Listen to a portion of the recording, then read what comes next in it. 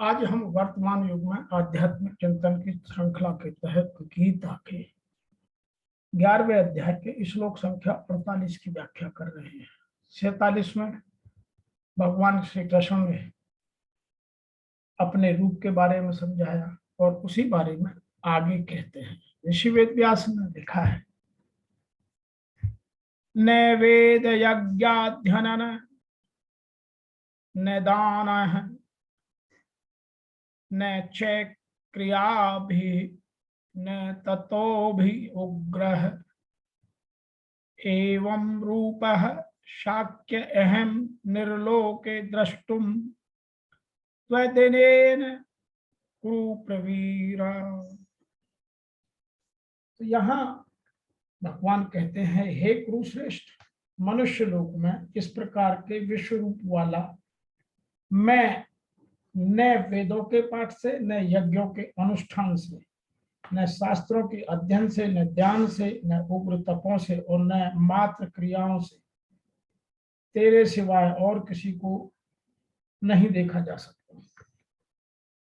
तो यहाँ भगवान ने अपनी कृपा का बात की है कि मैं जिस पर कृपा करता हूं वही देख सकता है। तो यहाँ कृपा पात्रता की बात भगवान ने प्रमुखता से अर्जुन को समझाई है। कुछ लोग ऐसा कहते हैं, हे अर्जुन, मनुष्य लोक में इस प्रकार के विश्व रूप वाला मैं न तो वेद, न यज्ञों के अध्ययन, न ध्यान से, न क्रियाओं से और न उग्रतापों से ही तेरे अतिरिक्त दूसरे द्वारा नहीं देखा जा सकता। इसका मतलब मेरी तुझ पर विशेष कृपा हुई है, तब मैं तुझे दिव्य दृष्टि के द्वारा देखा जा रहा हूं। In English, not bye study of Vedas and of sacrifice, nor by gifts, nor by rituals, nor by service, or not by severe austerities, can I be seen in this form in the world of man by any other than thyself, O hero of the Kurus. Some people are describing differently. They say, O great hero of Kuru clan, not through the Vedas, yagnas, studies, nor through the donations, nor even actions or severe austerities can this form of mine be witnessed by anyone other than you in this human world. तो भगवान ने यहाँ सीधी सीधी अपनी कृपा की महत्वता अर्जुन को समझा दी। आइए अब इसकी थोड़ी सी बात समझते हैं आध्यात्म की दृष्टि से कि आध्यात्म क्या कहता है। यहाँ कुरुप्रवीर, यहाँ अर्जुन के लिए कुरुप्रवीर संदर्भ देने का तात्पर्य यह है कि संपूर्ण कुरुवंशियों में मेरे से उपदेश सुनने की, मेरे रूप को देखने की और जानने की जिज्ञासा तेरी हुई है। यह कुरुवंशियों में तुम्हारी श्रेष्ठता है। तात्पर्य यह है कि भगवान को देखने की, जानने की इच्छा होना वास्तव में मनुष्य की श्रेष्ठता है। श्रेष्ठ मनुष्य भगवान को जानने की, समझने की, उसके देखने की इच्छा करता है, हीन प्रवृत्ति का व्यक्ति नहीं। आगे लिखा है, वेदों का अध्ययन किया जाए, यज्ञों का विधि विधान से अनुष्ठान किया जाए, बड़े से बड़े दान किए जाएं, बड़ी उग्र अर्थात कठिन से कठिन तपस्याएं की जाएं और तीर्थ व्रत आदि शुभ कर्म किए जाएं। ये सबके सब कर्म विश्व रूप दर्शन हेतु नहीं बन सकते। कारण है कि जितने भी कर्म किए जाते हैं में उन सब का आरंभ और समाप्ति होती है। अतः उन कर्मों से मिलने वाला फल भी आदि और अंत वाला होता है। अतः ऐसे कर्मों से भगवान के अनंत, असीम, अपव्यय, दिव्य स्वरूप का दर्शन कैसे हो सकता है? उसके दर्शन के लिए तो केवल भगवान की कृपा से ही होते हैं। कारण है कि भगवान नित्य है और उनकी कृपा भी नित्य है। अतः नित्य कृपा से ही अर्जुन को भगवान के नित्य, अपव्यय, दिव्य विश्व रूप के दर्शन हुए। तात्पर्य यह हुआ कि उनमें से एक एक में अथवा सभी साधनों में सामर्थ्य नहीं है कि वे विराट रूप के दर्शन कर सके या करा सके। विराट रूप के दर्शन तो केवल भगवान की कृपा से या भगवान की प्रसन्नता से ही होते हैं। गीता में प्रायः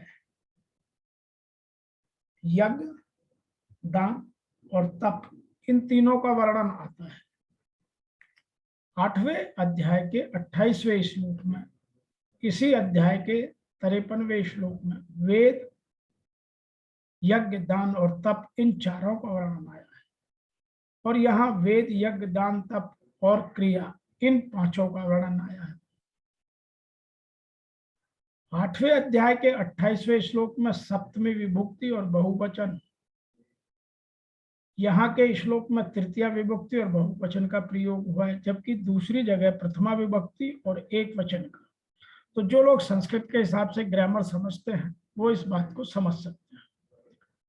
यहाँ तृतीया विभक्ति और बहुवचन देने का तात्पर्य है कि इन वेद, यज्ञ, दान आदि साधनों में से एक एक साधन विशेषता से बहुत बार किया जाए अथवा सभी साधन विशेषता से बहु बार किए जाए तो वे भी सबके सब साधन विश्व रूप दर्शन के कारण नहीं बन सकते। इनके द्वारा विश्व रूप नहीं देखा जा सकता, कारण कि विश्व रूप का दर्शन करने का कर्म फल नहीं है, वह केवल कृपा है। प्रभु प्रसन्न हो जाए, कृपा कर दे तो दर्शन हो जाएगा, वह किसी कर्म का फल नहीं हो सकता। इसीलिए कर्म से हर चीज को नहीं पाया जा सकता, भगवान की कृपा होना बहुत आवश्यक है। जैसे यहाँ वेद, यज्ञ आदि साधनों में विश्व रूप नहीं देखा जा सकता, ऐसा कहकर विश्व रूप दर्शन की दुर्लभता बताई है। ऐसे ही आगे के 53वें श्लोक में वेद, यज्ञ आदि साधनों से चतुर्भुज नहीं देखा जा सकता, ऐसा कहकर चतुर्भुज रूप की दर्शन की दुर्लभता बताई है। चतुर्भुज रूप को देखने में अनन्य भक्ति को साधन बताया है। तो जो भगवान के विष्णु रूप को देखना चाहते हैं, चतुर्भुज रूप को देखना चाहते हैं, तो उनमें अनन्य भक्ति होना बहुत आवश्यक है। अनन्य भक्ति का मतलब है कि प्रभु हरि विष्णु के अलावा और किसी की भक्ति का न हो, केवल संपूर्ण ध्यान श्री हरि विष्णु में लगा दें।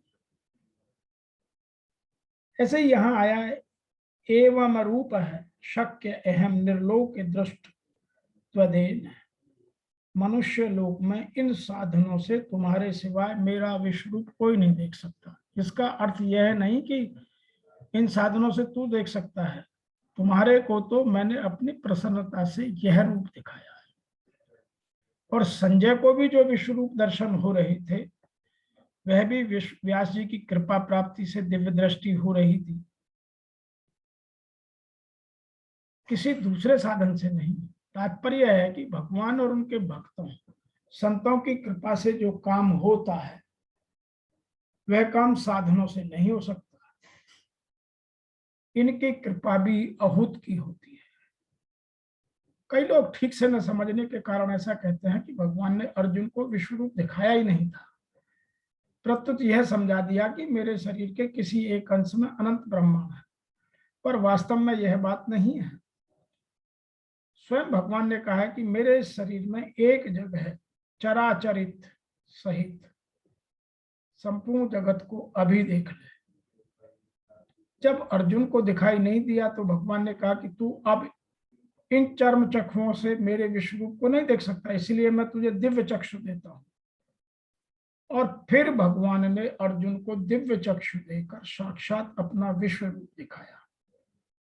संजय ने भी कहा है कि भगवान के शरीर में एक जगह स्थित विश्व रूप को अर्जुन ने देखा। अर्जुन ने भी विश्व रूप का दर्शन करते हुए कहा कि मैं आपके शरीर में संपूर्ण प्राणियों के समुदायों को तथा ब्रह्मा, विष्णु, महेश आदि सबको देख रहा हूं। आदि आदि इससे सिद्ध होता है कि भगवान ने अर्जुन को प्रत्यक्ष अपने विश्व रूप के दर्शन कराए। दूसरी बात, समझने के लिए ज्ञान चक्षु होते हैं, पर दिव्य चक्षु से साक्षात दर्शन ही होते हैं। अतः भगवान ने केवल कहकर समझा दिया, यह बात असत्य सिद्ध होती है। कुछ आज के वर्तमान व्याख्याकार, टीकाकार इस श्लोक की व्याख्या एक और तरीके से भी सोचते हैं, करते हैं। इस प्रसंग में दिव्य दृष्टि को भली भांति समझ लेना चाहिए। तो यह दिव्य दृष्टि किसके पास हो सकती है? दिव्य का अर्थ है दैवीय। जब कोई देवता के रूप में दिव्यता प्राप्त नहीं कर सकता, तब तक उसे दिव्य दृष्टि प्राप्त नहीं हो सकती। और देवता कौन है?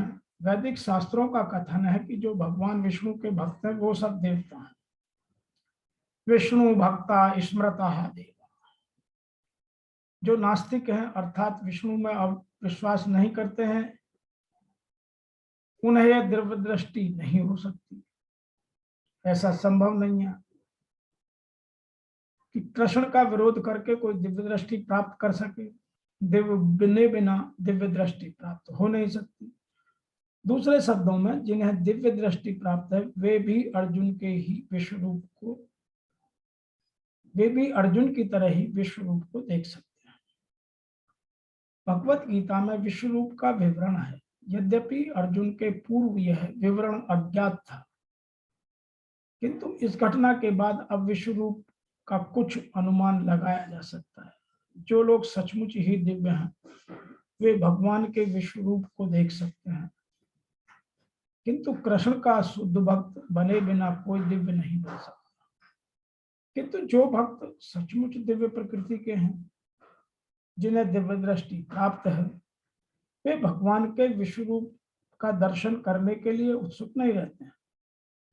जैसा कि पिछले श्लोक में कहा गया, अर्जुन ने कृष्ण के चतुर्भुजी रूप को देखना चाहा, क्योंकि विश्व रूप देखकर वह सचमुच भयभीत हो उठा।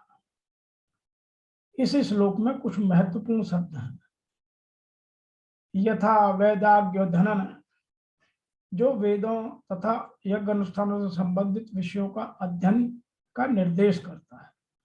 वेदों का अर्थ है समस्त प्रकार की वैदिक साहित्य, अर्थात चारों वेद, ऋग, यजु, साम और अथर्व, 18 पुराण, सारे उपनिषद और वेदांत सूत्र। मनुष्य इन सब का अध्ययन चाहे घर पर करे या अन्यत्र। इस प्रकार यज्ञ की विधि करने से अनेक सूत्र, कल्प सूत्र और मीमांसा सूत्र। दाने सुपात्र के दान देने का अर्थ आता है जैसे वे लोग जो भगवान की दिव्य प्रेमा भक्ति में लगे रहते हैं, यथा ब्राह्मण और वैष्णव। इसी प्रकार क्रिया भी शब्द अग्निहोत्र के लिए है। शारीरिक कष्टों को स्वेच्छा से अंगीकार करना तपस्या है। इस तरह मनुष्य भले ही इन सारे कार्यों को, तपस्या, ध्यान, वेदाध्ययन आदि कर रहे, परंतु जब तक वह अर्जुन की भांति भक्त नहीं बनेगा। जो गहराई का विषय है, जो अध्ययन का विषय है, जो समझने का विषय है, वह यह है कि जब तक वह अर्जुन की भांति भक्त नहीं बनेगा, तब तक वह विश्व रूप दर्शन करने का प्रार्थी या योग्य पुरुष नहीं हो सकता। फलतः वे भगवान के विश्व रूप को नहीं देख सकते। ऐसे अनूप पुरुष हैं जो अवतारों की सृष्टि करते हैं। वे झूठे ही सामान्य व्यक्ति को अवतार मानते हैं। यह मूर्खता है। हमें तो गीता का अनुसरण करना चाहिए, अन्यथा पूर्ण आध्यात्मिक ज्ञान प्राप्ति होने की कोई संभावना नहीं रहती।